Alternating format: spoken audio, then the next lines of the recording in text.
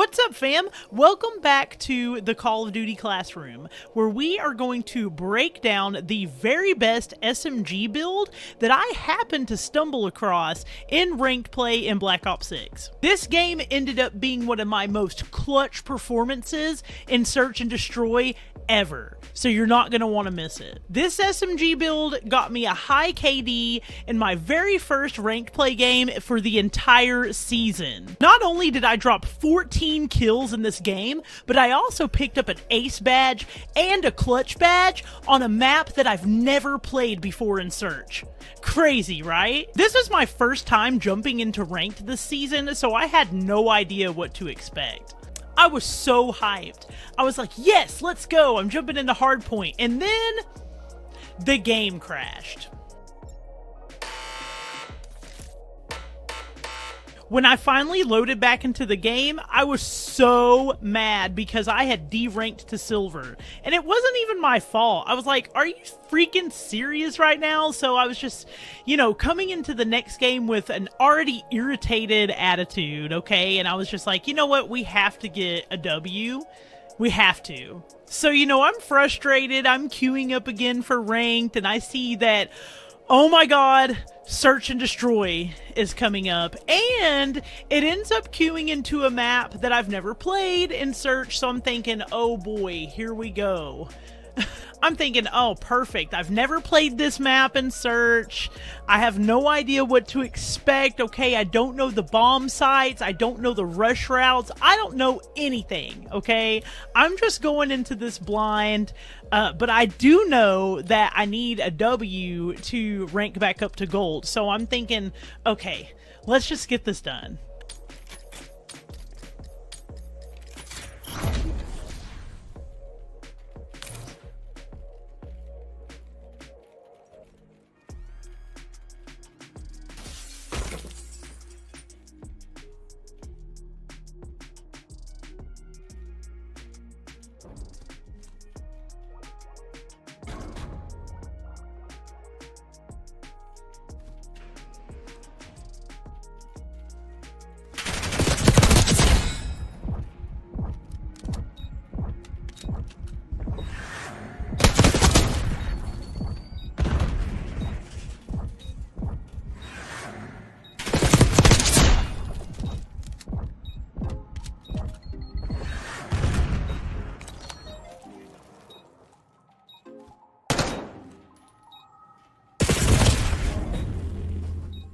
That fourth opponent ended up baiting me in the worst way possible. See, when I fired at him initially, I ended up giving away my position, okay? So he knew exactly where to pre-aim and to get that kill, right? So I'm just sliding in, I'm ready to get that fourth kill and that ace badge right off the rip, and it just doesn't happen because what I should have done, right, I should have hugged that right wall and played a little bit slower and got a better angle on the opponent before just rushing in. See, I'm used to sliding around and scooting here and there and just moving really fast, right? But in ranked, and especially in Search and Destroy, because there's no respawns, of course, you guys know that, but hey, I mean, if you didn't, then there you go. But yeah, with Search and Destroy, you can't just run in every single round. Now, on some rounds, you can, and you'll see me do that here in a little bit.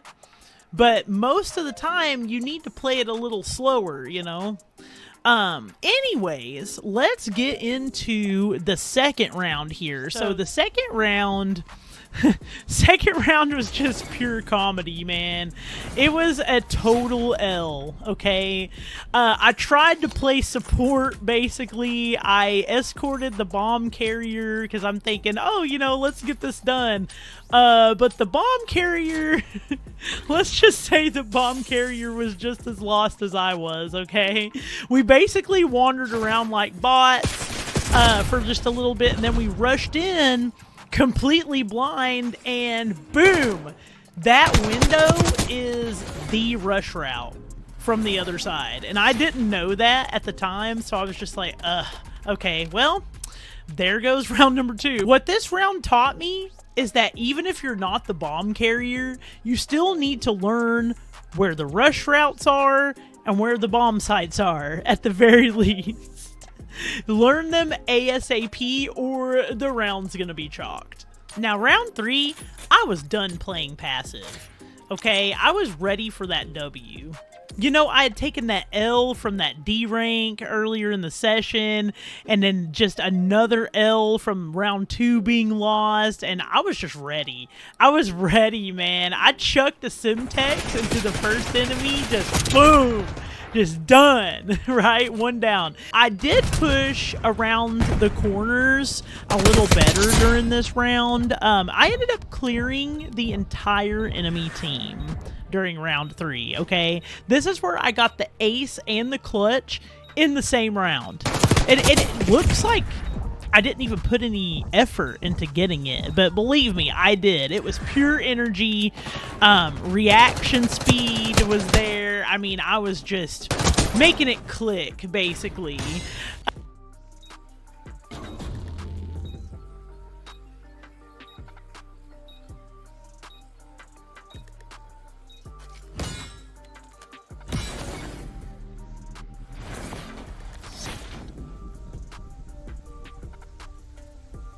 Whenever I got that ace and that clutch at the same time, that's when it hit me that this class was something better than normal, okay? This SMG was built to win high pressure fights. You guys ever have those rounds where you feel like you're just seeing one step ahead of every move, right? That was definitely me during round 4 in this game. The confidence was definitely building, especially coming off of round 3 with the ace clutch.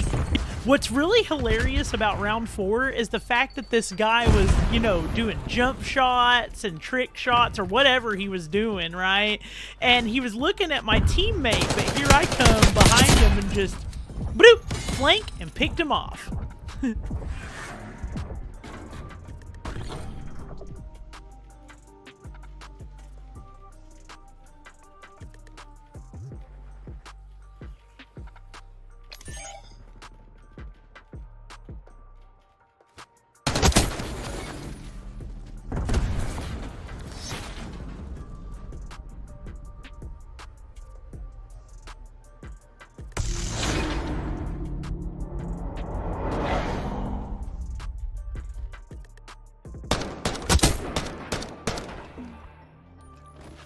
He basically just jumped right into my bullets.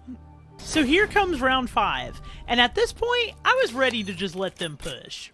You know, I'm 9-2, I'm feeling really good, I'm feeling really snappy, locked in, right? But you know, something just told me, hang out in the back for a little bit. You won't regret it.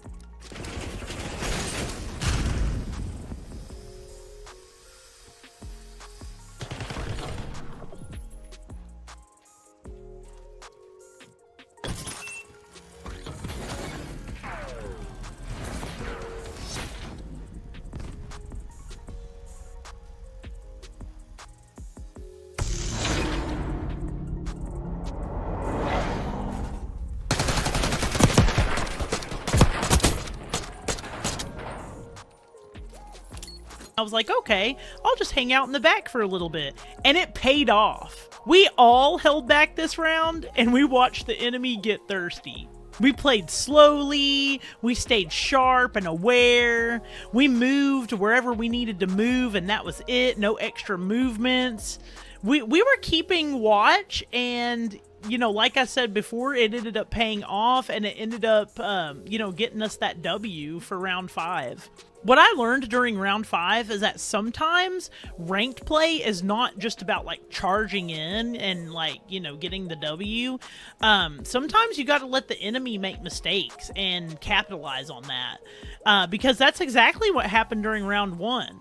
I mean, you guys saw how cocky I got with the, you know, getting 3 enemies in a row, and that 4th guy just baited me in, right? Sometimes you have to do that. You have to catch the enemy off guard. You have to make them think they're gonna win, and then they don't. Okay, on round 6, I had a feeling that they were gonna flank. Something told me they were going to try something sneaky. You know, that intuitive thought came back. Hey, you know, watch behind you this round, right? And dude, I was so right. I don't know what it is about me being able to read the enemy, but a lot of times I can. And what ended up happening is I was pausing, you know, a little bit near A. You know, I waited, you know, for a little bit, but then I heard it. I heard the footsteps. I was like, yep. They're flanking the back. They're coming around the back. They're rapping. So when I heard those footsteps circling back, I just turned around. You know, I got one of the flankers, and then I ran up, and I got, basically. His buddy was in the room. I think he was waiting on me, or maybe he just heard the gunfire from inside that room and decided to push out towards me, and he saw me before I saw him. I don't know if this was just, you know, dumb placement on my part, like not really paying attention after I got that first kill, you know, because I pushed that corner way too soon while I was weakened, and I should have held back a little bit and then pushed.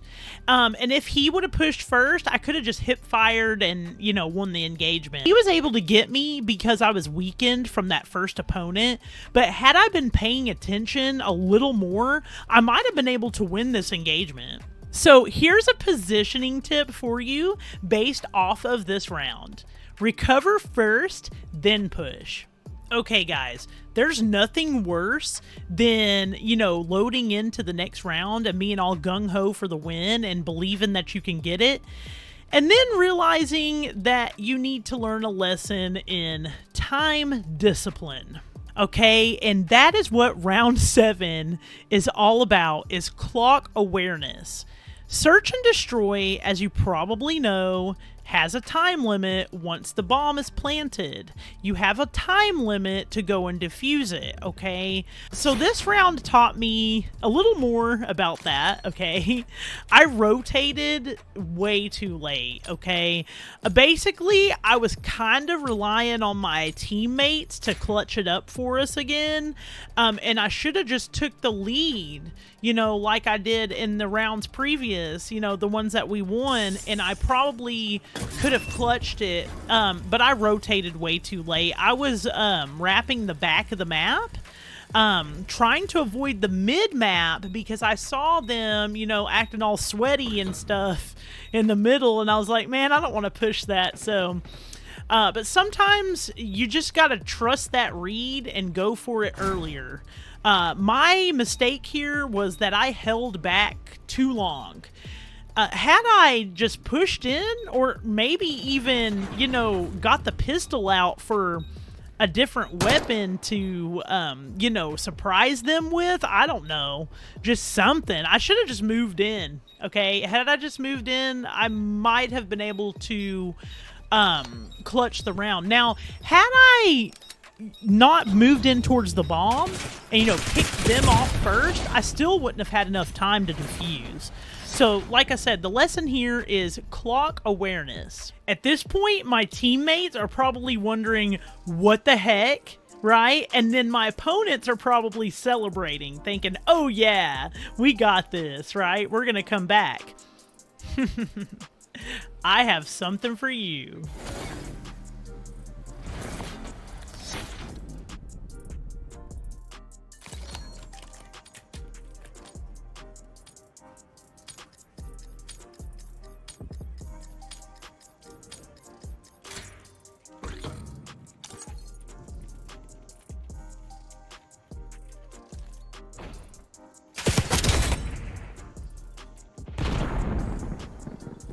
So yeah, still being annoyed from the previous round, I ran in and I dumped on the first guy. I chunked a Simtex and got a pick right off the bat. That sticky grenade did me so well, and that guy was definitely not anticipating that. Now, towards the end, me and homie Beaverface, we got cornered, okay?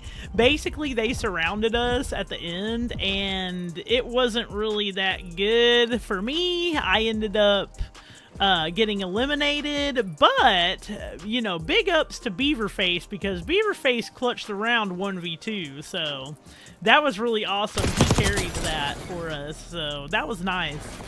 That was really nice. Now, round 9, we all stepped up for this one. You'll see, it's really awesome. You are gonna think this is great.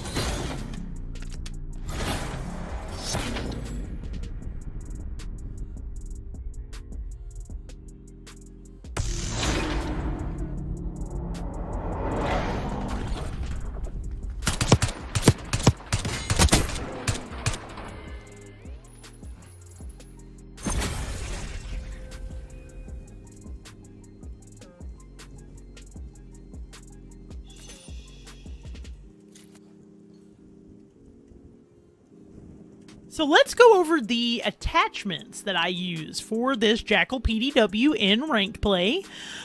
So the first one is the Willis 3x scope, okay? Now, some people may laugh at me for putting a scope on an SMG because it's kind of ridiculous, okay? But this is exactly what helped me clutch that last game, okay? The fact that I had that scope helped so much, okay?